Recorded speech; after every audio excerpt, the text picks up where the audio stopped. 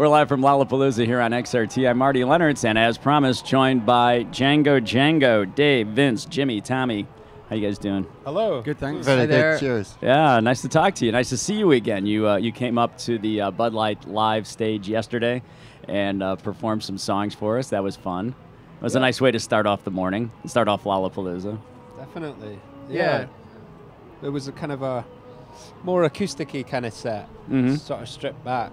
We have a section in our live show now that kind of touches on that. It's a little kind of different to the full-on bombastic synths and drums. So it was nice to play it for you. Well, it's nice for me. All I've got to do is really play some coconuts because I normally do the electronics. But yeah. Yeah, but you move around a lot, and You're you become the focal yeah. point of You're everything. right, actually, that's true.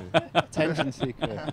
No, but that's interesting. As you say, you play the coconuts. The percussion is really cool because you guys are such a percussive band, a melodic percussive band. It's a cool combination, and it's certainly what sets you apart from almost anything else that anyone is doing right now. Yeah, I think there's a lot of skiffle influence in there. My dad was big into skiffle in the 50s, and they were some of the records that I first heard, Lonnie Donegan and stuff, and he was in a skiffle band, and this idea of making instruments from nothing is kind of what that setup's about, a cardboard box and some coconuts. Yeah, is that what skiffle was? Kind of like a folk music? Yeah, DIY, so T-chest, drums and bass, and just scraping together what you had. Washboards were big in skiffle. Well, skiffle was sort of influential for the Beatles too, right? Yeah, massively. Yeah. A lot of early rock and roll in Britain, the skiffle, they were the first records coming over from the States. Yeah. Were skiffle sort of 10-inch records, and really big influence on the people like the Beatles. And we saw Paul McCartney here last night. I mean, you guys were doing your own show at Thalia Hall. It must have been a lot of fun. Do you have people coming there from after spending the day at Lollapalooza? Yeah. I think they looked like they'd been in the sun all day and had a good few drinks. It was good fun. Yeah. I have to tell you this, Dave, Yeah. that this festival here in Grant Park, your family actually has a lot to do, or has a role in why we're even here. My family. Yes, your brother. Right. Your brother in the Beta Band. Uh-huh. They played a gig. Okay, let me give you a little historical perspective on this. The city would never allow music in Grant Park. There were some events that happened here in the 60s, a show with Sly and the Family Stone that turned into a riot back in like 1971, right? Okay. No music in Grant Park at all, unless it's symphony music. They wouldn't allow anything to happen until Beta Band and Radiohead were touring. And they played in this park. They played in the field just behind where we are, in that main field. Yeah. The most amazing night, because it's the Beta Band into Radiohead. Yeah. The most chill crowd. Yeah, Everybody was just, entranced by all of it. And because that went off so well, then the city was open to possibly having a festival in the park. So amazing. Thanks, Yeah. Dave. Thanks, brother. So the city of Chicago, and actually the world in general, thanks your family. Thank you, John McClane and cast of Radiohead. Radiohead, the play.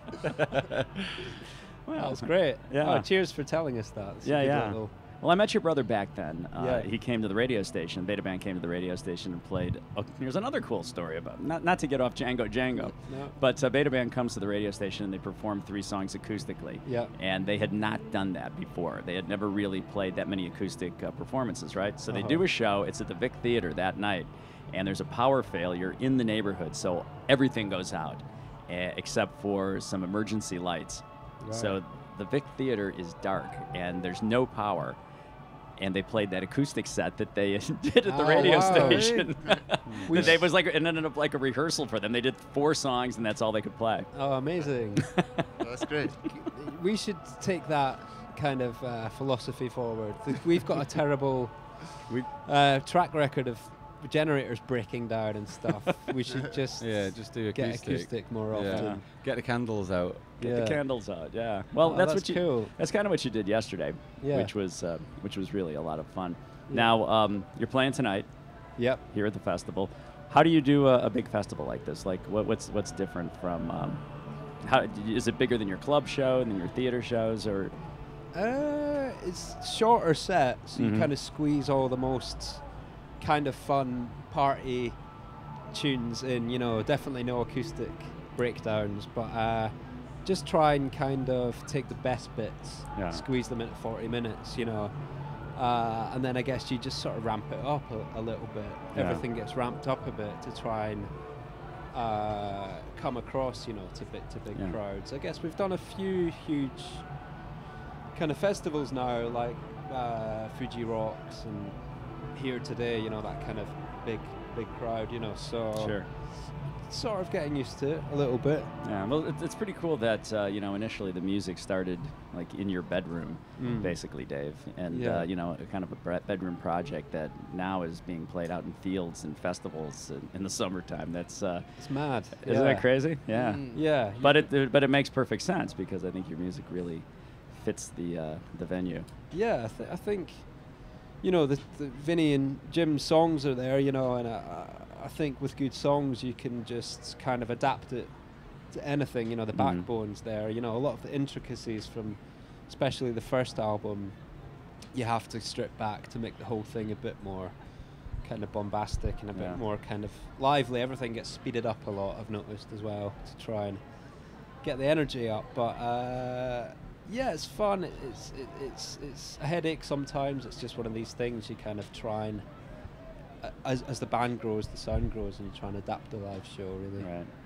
Well, have a good show tonight. I mean, and thank you so much for coming by before your set. You know, just kind of hanging out. This is a pretty nice, relaxed place to be. So it's nice that we could give you a little few minutes of just sitting on a couch. Cool. Yeah. Thank you. All right. Thank you very much. Cheers. And what we're going to do is we're going to play one of the songs that you performed yesterday on the Bud Light Live Lounge, and it's from the new record from Born Under Saturn, and it's called Shake and Tremble.